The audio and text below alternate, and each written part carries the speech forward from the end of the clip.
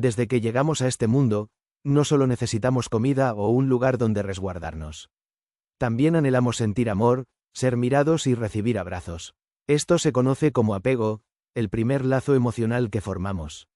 Cuando ese lazo no es saludable, crecemos. Y aunque tengamos cuerpos de adultos, seguimos siendo ese niño que se sintió poco visto o amado.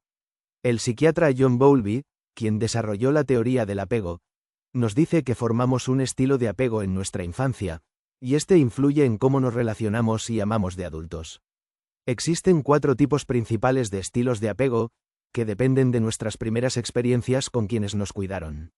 1. Apego seguro.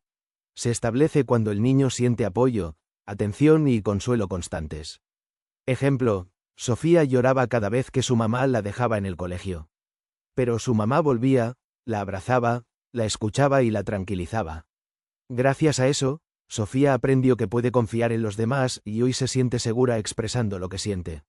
2. Apego ansioso. Surge cuando el amor es inconstante. A veces hay atención, pero otras veces indiferencia o rechazo. Ejemplo, Martín se lastimaba y buscaba consuelo, pero sus padres a veces lo abrazaban, y otras veces lo ignoraban o le decían, hazlo tú solo. Hoy, Martín vive con miedo al abandono y necesita pruebas constantes de que lo quieren.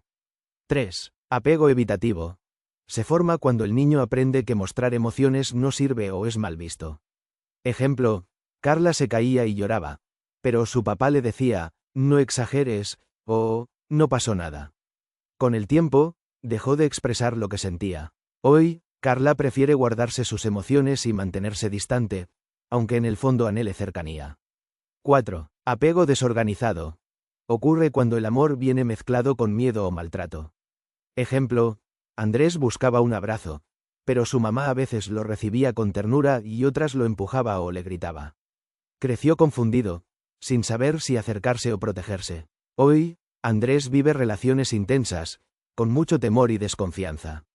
Hoy, vive relaciones intensas, con miedo al rechazo y a la cercanía. ¿Te cuesta pedir lo que necesitas? ¿Te callas para no incomodar?